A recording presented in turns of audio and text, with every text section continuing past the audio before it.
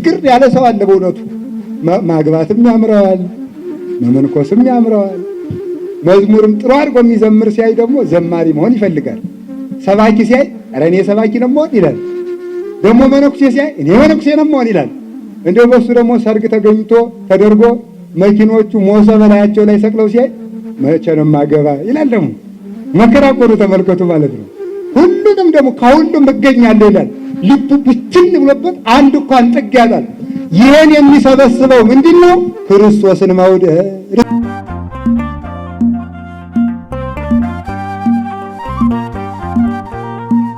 አባቶች ምን ይላሉ? ልብን በእናት አህያ ሕዋሳትን በግልገል አህያ ይመስሏቸዋል። ግልገል አህያ አታውቁም? አታውቁም? እናት አህያስ አታውቁም? በጣም ጥሩ ነው ካወቃችሁ። እኔ ግን የምታውቋት አይመስለኝም። ልብን ምንድን ያለው? እናት አህያ፣ ሕዋሳትን ግልገል አህያ። ስለዚህ ግልገሉ እንዳይሰበር ከፈለግ እናቲቱን ከሜዳ ላይ ነው ማሰር ይላል። እንዴት አድርጎ? አህያይቱን እናቲቱን ወስደ ከገደሉ ጫፍ ካሰርካት ግልገሉ ጫወታለሁ ሲል የት ይገባል? ገደል ይገባል። እናቲቱ ከሜዳው ከመሃል ሜዳ ላይ ካለች ግልገሉ ዙሮ ዙሮ ዙሮ ዙሮ የጠባትን ጡት ሲጨርስ የት ይመጣል? ከእናቱ ይገኛል። ልብ በፍቅረ እግዚአብሔር ከታሰረ ዓይን ቢያይ አታመነዝር፣ እጅ ቢያገኝ አይሰርቅ፣ እግር ቢራመድ ወደ ክፉ አይሮጥም። ሕዋሳትህን የምትሰበስበው ልብህን ስትሰበስብ ነው። አንዳንድ ጊዜ ከኃጢአት ጋር ታግለን ማሸነፍ የሚያቅተን ለምንድን ነው? ኃጢአቱን ከልብ ከመታገል ይልቅ ከእጃችን መታገርም ስለምፈልግ ነው። አሁን አንዳንድ ጊዜ አንድ ሰው ሞኝ ነው። ሰማላችሁ? እኔ እንግዲህ በኃጢአት እየተሸነፍኩ ያለሁት በሞባይሌ ፊልም እያየሁ ስለሆነ ይልና ሞባይሉን በድንጋይ ቀጥቅጦ ይጥለዋል። አንድ ስብከት የሰማለት ጅልነት ይባላል። ጅልነት መጀመር ያለበት ከግልገሉ ነው ከእናቲቱ ነው? በሉ እንጂ ከእናቲቱ ነው የሚጀመር፣ ከልብ ነው የሚጀመረው። መጀመሪያ ልብህን በቃለ እግዚአብሔር አጥራው። ዝም ብለህ ስማ፣ ኃጢአቱን እንዳያስከውን ቢሆን ስማ፣ አዳምጥ። ከዚያ በኋላ እየተጠረገ የጠራ ከዚያ በኋላ ተመልከቱ። ቃሉ ራሱ ቃለ እግዚአብሔር ይመትር ነደ እሳት፣ ቃለ እግዚአብሔር ያድለቀልቆ ለገዛም፣ ቃለ እግዚአብሔር በረሃውን ያናውጠዋል ይላል። ተራራውን ይንደዋል፣ ጎጻጉጹን ይጠርገዋል፣ ጎርበጥባጣውን ይደለድለዋል፣ ጎደሎውን ይሞላዋል፣ ያስተካክለዋል፣ እሾሁን ያቃጥለዋል። ተጠርጎ ንጹሕ ልብ መሆን መያዝ ይጀምራል። ማድረግ የሚቻለው ኃጢአቴን አሸንፌ ክርስቲያን እሆናለሁ አትበሉ። ኃጢአቱን እንደያዛችሁት የክርስቶስን ፍቅር ጀምሩ። ምን ማለቴ ነው? ኃጢአትን ውደዱት ማለት ይመስላችኋል? ኃጢአቱ ውስጥ እንዳላችሁ ተመልከቱ። ሌሊት ተነስቼ ተመልከቱ፣ በአራቴ ወበለያሌ መኃልየ ሰሎሞን ሌሊት በምንጣፌ ላይ ነፍሴ የወደደችውን ፈለግኩት። እስኪ በሉ ሌሊት በምንጣፌ ላይ ነፍሴ የወደደችውን ምን አልኩት? ምንጣፍ ምን ማድረጊያ ነው? መተኛቻ ነው አይደለም እንዴ? የሚተኛ በምንጣፌ ላይ ማለት ምን ማለት ነው? አመኝታ ላይ እግዚአብሔርን ፈለግኩት ለማለት ነው አይደለም። ምን ማለት ነው? በምንጣፌ ላይ መኃልየ ሰሎሞን ላይ ነው ያለው። በምንጣፌ ላይ ነፍሴ የወደደችውን ፈለግኩት ማለት ከነ ኃጢአቴ ያለውም ቢሆን አምላኬን እፈልገዋለሁ። ከነ ኃጢአት በኃጢአቴ ስንፍና አልጋ ላይ እንደተዘፈቁ እንደወደቅኩም ቢሆን ክርስቶስን እፈልገዋለሁ። ጠንክሮ ነፍሴ የወደደችውን አላያችሁ እላለሁ። ቤትም እየዞረች አይታችኋታል። ነፍሴ የወደደችውን አላያችሁትም? አማልኩክነ አዋልደ ኢየሩሳሌም በኃይሎ በጽንዑ ለገዳም። እናንተ ኢየሩሳሌም ቆነጃጅት አምላችኋለሁ። ነፍሴ የወደደችውን አይታችሁት እንደሆነ ንገሩኝ። እትነሳ ውስተ መርሃይብት፣ ተመልከቱ፣ ውስተ መሥያጣት፣ ገበያ ለገበያ፣ አደባባይ ለአደባባይ፣ ጓሮ ለጓሮ፣ ዋሻ ለዋሻ ነፍሴ የወደደችውን እፈልጋለሁ። ነፍሴ የወደደችውን አላያችሁም? በሉ እስኪ በሉ እናንተ የኢየሩሳሌም ቆነጃጅት በሉ ነፍሴ የወደደችውን አላያችሁም? እናንተ ኢየሩሳሌም ቤተ ክርስቲያን፣ ኢየሩሳሌም መስቀል ድንግል ማርያም፣ የኢየሩሳሌም ቆነጃጅት ማለት የቤተ ክርስቲያን መጻሕፍት። እስኪ የቤተ ክርስቲያን መጻሕፍት በሉ እናንተ ቤተ ክርስቲያን ቆነጃጅት፣ ብሉያት፣ ሐዲሳት፣ ሊቃውንት፣ መነኮሳት ክርስቶስን እንዴት እንደማገኘው እስኪ ንገሩኝ ማለት ነው። እንዴት አድርጌ ነው የማገኘው? እኔ በኃጢአት የተፈኩት እንዴት አድርጌ ነው የማገኘው? ሰናይት ማንስት አንቺ ከሴቶች ይልቅ የተዋብሽ ወንድምሽ እንዴት ያለ ነው አሏት። ደግሞ ወልድ ሆይ የጻዕዳ ወቀይህ ወንድሜማ ነጭና ቀይ ነው። እስኪ በሉ ነጭና ቀይ ነው በሉ እስኪ። ነጭና ቀይ ወንድም ያለው አላችሁ? ነጭና ቀይ ወንድም ያለው አለ? ምን ማለት ነው? ይኸውላችሁ መናፍቃን እዚህ ላይ ነው ገደል የሚገቡት። ወንድሜ ነጭና ቀይ ነው ይላል። ነጭና ቀይ ወንድም ካላችሁ አምጡ። መጽሐፍ ቅዱስ አይተረጎም አይደል የሚሉት እንዳለንም። እንደው እናንተ ለህዝቡ አታስጨንቁት፣ ጥሬውን ያንብበት፣ ትርጓሜ ምስጢር እያላችሁ አታጨናንቁት። ዝም ብሎ ህዝቡ መጽሐፍ ቅዱስን አንብቦ ይረዳው ብለዋል። እሺ ወንድሜ ነጭና ቀይ ነው ይላል። እኔ ነጭና ቀይ ወንድም የለኝም፣ ምን ላድርገው ነው? ወንድሜ ነጭና ቀይ ነው። መኃልየ ሰሎሞን ምዕራፍ 5 ቁጥር 8 ላይ ወንድሜ የተባለ ክርስቶስ ነው። ወንድማችን የተባለ ስጋችን ስለለበሰ ነው። ነጭና ቀይ ነው ማለት ጻዕዳ በመለኮቱ ወቀይ በትስብእቱ፣ በመለኮቱ መብረቅ ነው፣ በስጋው የሚታመም ነው። እንደ ሰውነቱ ደሙን ያፈሰሰ ነው፣ እንደ ጌትነቱ ቁስል የሚፈውስ ነው። ትሑት ዘይሐምም ልዑል ዘይትነከር ይላል ዲዮናስዮስ። የማይመረመር ምጡቅ ነው፣ የሚታመም ትሑት ነው። የሚታመም ትሑት ነው። ወንድሜማ እንዲህ ያለ ነው ብላ መለሰችለት። እንዲያ ብለው ሲሏት እዚያ በኋላ ምን አለ? ንስቲተ ሐሊፌ እምኔሆሙ ረከብኩ ጉዛ አፍቅረት ነፍሴ፣ ከነሱ ጥቂት እልፍ ብዬ ነፍሴ የወደደችውን አገኘሁት። እስኪ በሉ ነፍሴ የወደደችውን አገኘሁት። ታግሰን ነፍሳችን የወደደችውን ክርስቶስን ለማግኘት ያብቃን። ዓለምን መዘንጋት የሚቻለው በዚህ መልኩ ነው። ክርስቶስን የክርስቶስን ውበት በልቡና ስሎ በማየት ለልብ በማሳየት መዘንጋት ይገባል። ስለዚህ ነፍሱ ትዘነጋለች፣ ስጋው ነፍሱም እንዳይሽከረከር ወስና ገታ የምታኖርለት ይህች ናት። ለምን ካልከኝ ይቀጥላል ማሪሳቅ እንዲህ ይላል። አላችሁ የላችሁም? እስመ ኃይለ መንፈስ ይሄይል እምሕማማተ ስጋ። ምን አለ? ሐልዮ ጸጋ ሐልዮ ኃጢአትን ይነቅላልና በሉ። ሐልዮ ጸጋ ሐልዮ ኃጢአትን ምን ያደርጋል? ይነቅላል። እንደገና ሐልዮ ጸጋ ሐልዮ ኃጢአትን ኃጢአትን ማሰብን ነቅሎ መጣል የሚቻለው ምን በማሰብ ነው? ጸጋን በማሰብ። እስኪ በሉ ጸጋን ማሰብ የሚቻለው ማንን በመውደድ ነው? እግዚአብሔርን በመውደድ ነው። ጸጋውን አሁን ተመልከቱ። መነኩሴ የምንኩስናን ጸጋ ቢያውቀው ምንኩስናውን በዝሙት ሊጥለው ይችላል? በነገራችሁ ላይ ማለት እንደውና ለእናንተ ብቻ ተናግሬ ከምቀር ስለ ምንኩስናም ጥቂት ብናገር አይከፋችሁም? ይከፋችኋል? ቢከፋችሁም እናገራለሁ። እሱ ብቻ አይደለም። ባለትዳሮች ባልየው በክርስቶስ መመሰሉን ሚስቲቱ በቤተ ክርስቲያን መመሰሏን ቢያውቁት ኑሮ በኃጢአታቸው በላይ ዝሙት ይሰራሉ? ክርስቶስ ሌላ ቤተ ክርስቲያን አለችው? ቤተ ክርስቲያን ሌላ ክርስቶስ አላት? የላትም። ይህንን ጸጋ ተመልከቱ። እስመ ኃይለ መንፈስ ይሄይል እምሕማማተ ሥጋ። ጸጋን ማሰብ ኃጢአትን ከማሰብ ያድናል። እስኪ በሉ አንድ ጊዜ ጸጋን ማሰብ ኃጢአትን ከማሰብ ያድናል። ከመብል መርጠን ስጋውን ደሙን እንደምንመገብ ከመጠጥ መርጠን የክርስቶስን ደም እንደምንጠጣ ቢገባን ኑሮ በአፋችን ሰው በእውነት ቅጠል ይበላበታል፣ ጭስ ያጨስበታል። ስለዚህ ተመልከቱ፣ ፍቅር ከዚህ ሁሉ ያድናል ያልኳችሁ ለምንድን ነው? ጸጋን የሚያስረሳው ክርስቶስን መርሳት ነው። የክርስቶስን ፍቅር መርሳት ጸጋን ያስረሳል። ጸጋን መርሳት ኃጢአትን ለማስታወስ ስር ይጠቅማል፣ ለዲያብሎስ በር ይከፍትለታል። ጸጋችን ከመርሳት ይሰውረን። አሜን በሉ። ስትጾሙ ጾምን ተመልከቱ። ስትጾም የሚበላ አሳማ ይበላል ይጾማል? ይጾማል?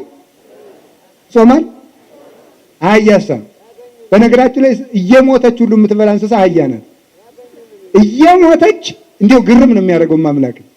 እየሞተች እየተንፈራገጠች እያለች ትበላለች። እየሞተች እዚያ ግንም ጭድ ካለ ትበላለች። እኔ በዓይኔ አይቻለሁ። አዛኝም እየሞተች የምትበላ። እኛም እኮ እየሞት ነው የምንበላ።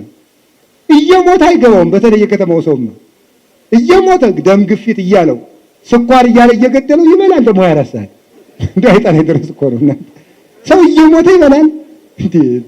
ስለዚህ ተመልከቱ፣ መላእክት ይበላሉ አይበሉም? ስለዚህ መጾም የመላእክ በሉ፣ መብላት የእንስሳት። ስለዚህ ስንጾም ሚካኤልና ገብርኤልን እንደምንመስል ብናውቀው ኑሮ ጸጋችን ብናስብ እንጀራ እናስባለን? ይኸውላችሁ ጸጋን ማሰብ ኃጢአትን ከማሰብ ያድናል። ይጠብቀን መድኃኒዓለም። እንጨርሰው። ከዚያ ምን አለ? ክርስቶስን የሚወድባት ፍቅር በልቡናው ተስላበታለችና አለ ፊቱ ይነዳል ይቃጠላል። ቅዱስ ጎርጎርዮስ ቅዳሴ ሲቀድስ ከመቅደሱ ላይ ከመሰዊያው ላይ ከመንበሩ ላይ ሀበነ ንበር በዘዚአ ከመንፈስ ቅዱስ ወፈውሰነ በዝንቱ ጵርስ ፎራ ብሎ ሲል ጌታችን መድኃኒታችን ኢየሱስ ክርስቶስ በሕፃንና በበግ አምሳል መጥቶ ከመንበሩ ላይ ይታያል። ያን ጊዜ ሲፈትተው የካህኑ ጣት በመለኮት ደም ተታሎ ያየዋል ይላል። ያንን አይቶ ጌታዬ ጌታዬ ለኔ ብለህ ተፈተትክን ብሎ አቅፎት ሲያለቅስ ቅዳሴው ረዝሞ መሽቶ ሰው ሁሉ ቆሞ ይጠብቀዋል። ሲወጣ ፊቱ በእሳት የተቃጠለ መስሎ ይወጣ ነበረ። ለምን? በፍቅሩ ይነዳልና። እስቲ በፍቅሩ ይነዳልና በሉ። በፍቅሩ ይነዳልና። በፍቅሩ ስለሚነድ መቆም አይታወቀው፣ መቸገሩ አይታወቀው። አባታችን ኢትዮጵያዊ ጻድቅ አባ በጸሎተ ሚካኤል ቅዳሴ ሲቀድሱ ጊንጥ መታ ነደፈቻቸው። ቅዳሴው እስኪያበቃ ድረስ ጊንጢቱ ከሳቸው ላይ እንደተተከለች ቆየች። ሳያውቁት ቅዳሴው አልቆ አቁርበው ሲጨርሱ ወደቁ። ተመልከቱ፣ ፍቅር ጊንጥ የለ፣ እባብ የለ፣ ጦር የለ፣ ፍቅር የማያስረሳው የለም። ክርስቶስን መውደድ እንኳን ኃጢአትን ጦርን ያስረሳል፣ እባብን ያስረሳል፣ መርዝን ያስረሳል። ሁሉንም ምንም ልታደርጉኝ አትችሉም የሚሉት የሚያዩት ክርስቶስን እንጂ መንኮራኩሩን አይደለም። ቅዱስ ጊዮርጊስ 40 ቀን የተዘጋጀውን መንኮራኩር እሱን ለመፍጨት የተዘጋጀው መንኮራኩር 40 ቀን ነው የፈጀ። በቅዱስ ጊዮርጊስ መንኮራኩር 40 ቀን ባዘጋጁ ሰዎች ተንኮል እንደነቃለን እንጂ 40 ዓመት 50 ዓመት ቤተክርስቲያን ለማጥፋት የሚማከሩም አሉ። ዙሮ ግን አይሆንላቸውም። ታዲያ ተመልከቱ፣ 40 ቀን ተመክሮ መንኮራኩሩ ላይ ቀረብ አለ። እንግዲህ ጊዮርጊስ ምረጥ፣ ወይ ክርስቶስን መርጠህ መሞት ደግሞ ጣዖቱን መርጠህ መዳን አሉት። ከዚህማ እንደው ወጣ ይሆን አለ። በህሊናው ተፈተነ።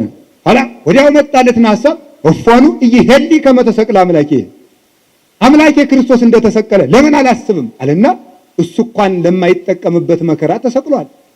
እኔም አክሊል ለማገኝበት መከራ እንዴት አልጸናም? በዚያውስ ላይ አምላኬ ክርስቶስ ቢሰቀል ድል አድርጎት ተነሳ እንጂ ሞቶ ቀረ፣ እኔስ ሙቼ ቀራለሁ እገባለሁ አለ። ሐሳቡን ለወጠ። የክርስቶስ መስቀል መንኮራኩርን ያስንቃል። መንኮራኩርን ለመናቅ ጉልበት የሚሰጠው የመድኃኔዓለም መስቀል። እሱ እንደተሰቀለ ስናየው ጦር የለ፣ መንኮራኩር የለ፣ ገጀራ የለ፣ አሽቀጥረን ንቀነው እንድንገባበት ያደርገናል። ክርስቲያኖች መከራን ገብተውበት እንጂ ሸሽተው አያሸንፉትም። እኛ መከራን የምናሸንፈው ገብተንበት ነው እንጂ ጥየው እሮጣለሁ ብትሉ አጉል እማምላክን ሞቱም አይቀርላችሁ የባስ ክርስቶስን ታጡታላችሁ። ሩጦ ከክርስቶስ መከራን እናታችን ቅድስት እየሩጣ ሞከረችው። ባይሆን ይሄን አንድ ልጅን ባተርፈው ብላ ገጀራ ወደሌለበት ሀገር ብትሰድ እዚያ አዶ ጠበቃት፣ መስፍኑ ጠበቃት። እሳቱ ነደደ፣ ድምፅ አለ ጽርት ከመነጎድጓደ ክረምት ፈላ፣ ውልቅ እንደ መብረቅ ተሰማ። ሸሻለች። ሕፃኑ ቅዱስ ቂርቆስ ነይ እንግባ አለ። ምክንያቱም መከራ ሲገቡበት ነው የሚጠፋ። ነይ እንግባ አለና ገባ ሲሉበት ቅዱስ ገብርኤል መጣና እንደው አቀዘቀዘ። ስለዚህ እግዚአብሔር ቤተሰቦች መከራን ክርስቲያኖች መከራን ሲገቡበት ያጠፉታል፣ ሲሸሹት ያጠፋቸዋል። ሰምታችሁኛል? ሲሸሹት ምን ያደርጋቸዋል? ሲገቡበት ምን ያደርጉታል? ያጠፉታል። 30 ደቂቅ ቢሸሹ ኑሮ ይጠፉ ነበረ። ስለገቡበት ግን እሳቱ ጠፋ። ስንገባበት ይጠፋል፣ ስንሸሸው ያጠፋናል። መፍትሄውና ነገሩ ይሄ ነው። አያችሁ፣ ነገር ተገለበጠ። አሁን ለሰው ብንነግረው እንዴው እናቴ እሳት እንዳይበላይ ምን ሊያርግ እንደው ክርስቲያን ነኝ እሳት እንዳይበላይ ምን ላድርግ ሲለኝ እሳቱ ግባ ብለው ጅል ነው መሰል ብሎ ይሄዳል። ስለዚህ ምን አለ? ለዚህ ስንፍና ምን ይበለን ያብቃን በሉ እንጂ ይሄስ ጅሉ ነው የሚለኝ። እሱ ጅልነት ነው የሚመስለው። እነ ቅዱስ ቂርቆስ ግን ጥበባቸው ነው። ስለዚህ ለሰማዕታት ጥበባቸው፣ ለነቢያት ጥበባቸው፣ ለሐዋርያት ጥበባቸው፣ የክርስቶስ ጥበቡ የሆነች እንደ ስንፍና ለሚቆጥራት ለተጋድሎ ያብቃን።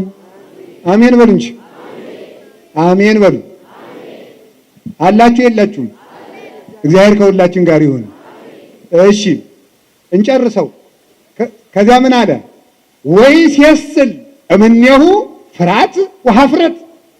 የክርስቶስ ፍቅር በልቡናው የተሳለበት ሰው ምን ጥቅም ያገኛል ብትለኝ አለ ፍርሃትና ኀፍረት ይርቅለታል። አንድ ጊዜ በሉ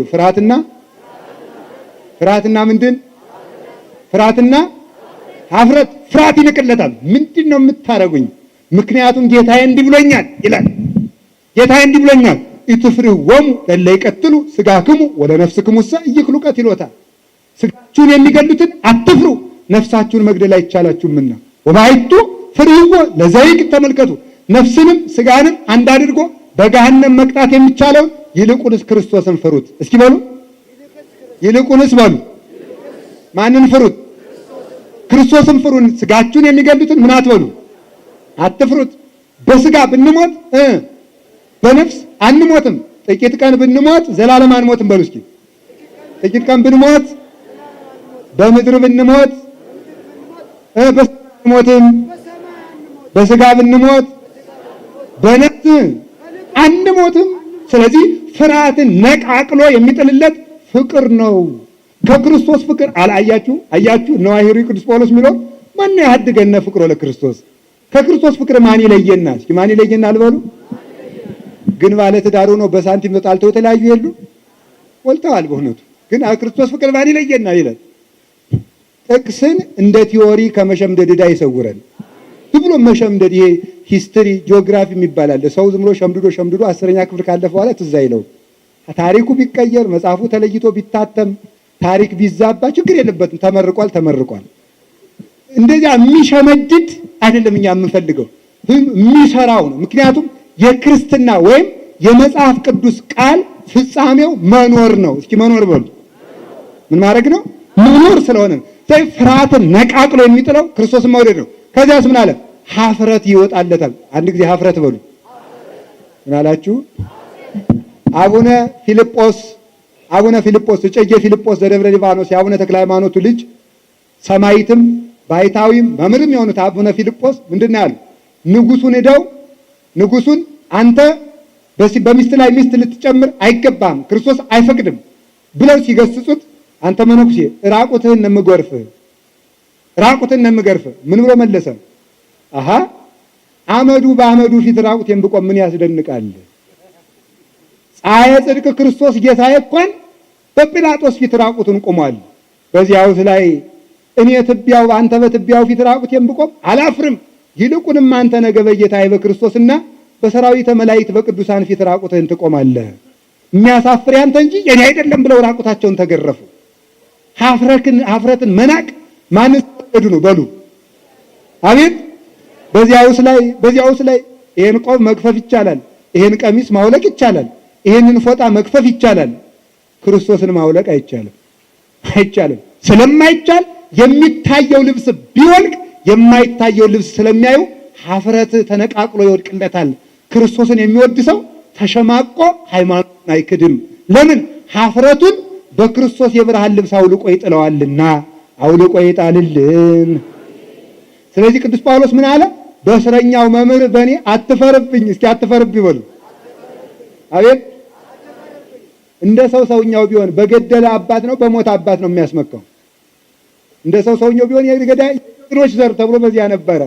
እኛ ግን በገደለ ሳይሆን በሞተው ክርስቶስ እንመካለን።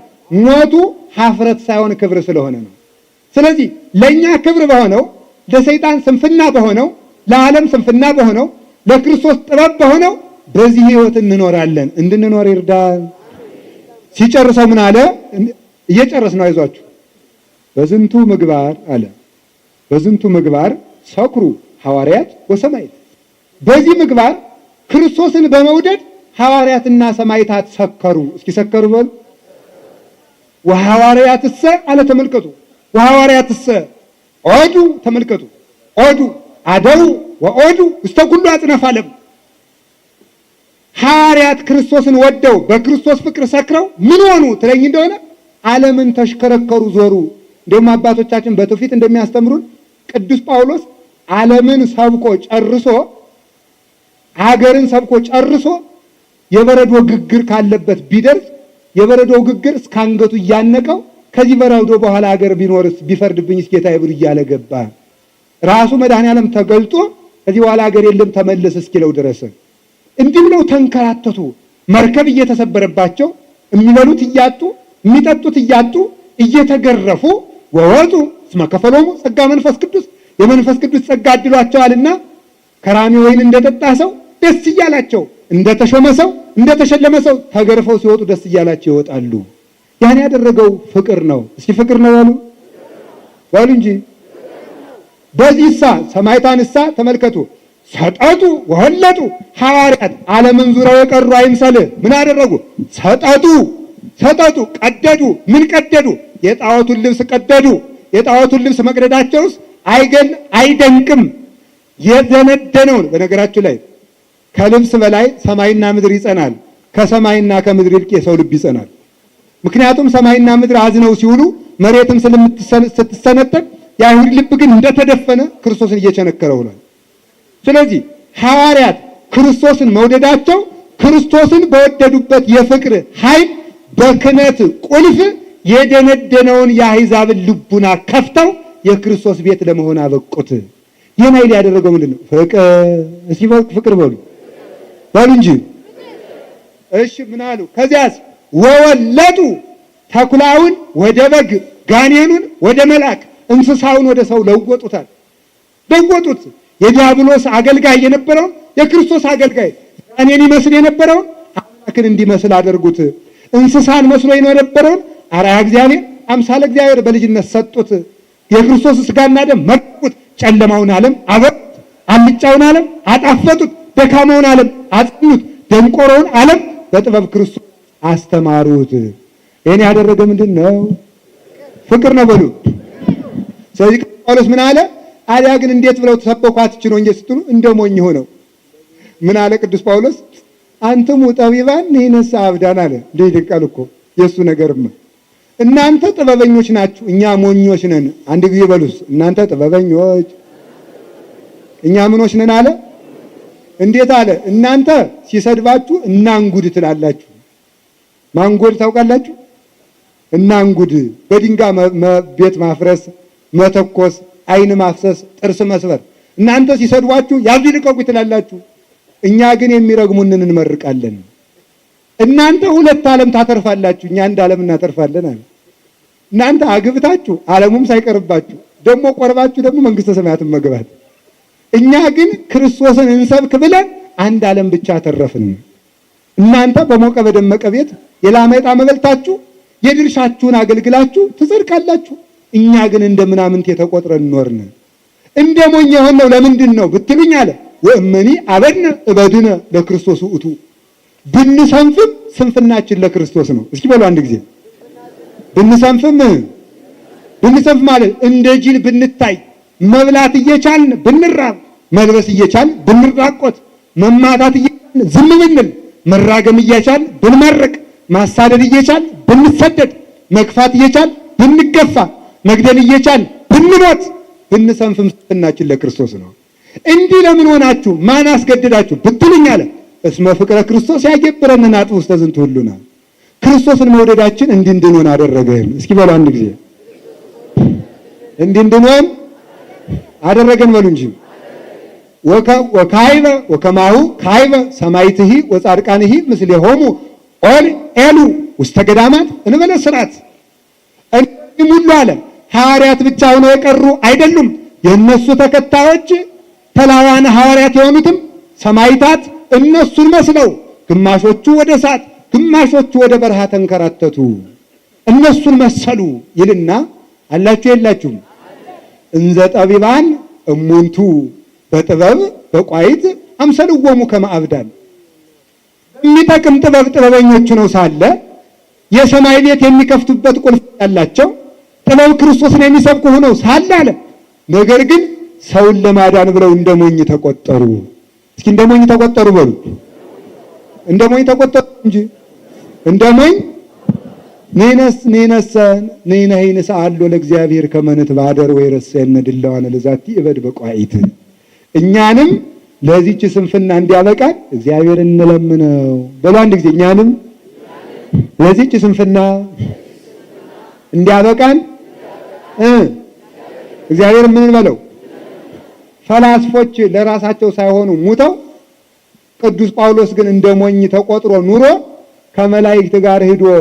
ከመላእክት ጋር ሂዶ ሰው ሊሰማው የማይቻለውን እስከ 3ኛው ሰማይ ተነጥቆ ሂዶ ሰምቶ ከመጣ አቡነ ተክለ ሃይማኖት እንደ ሞኝ ተቆጥረው ኑረው ከሱራፌል ጋር ሄደው አጥነው ከመጡ እና አቡነ ገብረ መንፈስ ቅዱስ እንደ ሞኝ ተቆጥረው ልብስ ሳይለብሱ ጸጉር ብቻ አብቅለው ራቁታቸውን ኑረው 562 ዓመት በመብረቅ ተጭነው ከበረሩ እና አቡነ ሳሙኤል ዘባ ቀሚስ ሳይለውጡ ቆብ ሳይሻሽሉ ኑረው መሬትን እንደ መሶብ ከፍ አድርገው ለማስባረክ ማረክ ከበቁ እኛንም ለዚህ ስንፍና ያብቃን፣ ለዚህ ስንፍና ያብቃን። ጌታችን መድኃኒታችን ኢየሱስ ክርስቶስ ለብሶ ሳይሆን ተራቅቶ፣ አይሎ ሳይሆን ደክሞ፣ ለብሶ ሳይሆን ተራቅቶ ደክሞ ሰይጣንን ካሸነፈው በዚህ ስንፍና ሰይጣን የሚሸነፍ ከሆነ በመብል ሳይሆን በጾም የሚሸነፍ ከሆነ ለዚህ ስንፍናስ ሁላችንም ያብቃን። ያስተማረን እግዚአብሔር የተመሰገነ ይሁን። ስብሐት ለእግዚአብሔር ወለወላዲቱ ድንግል ወለመስቀሉ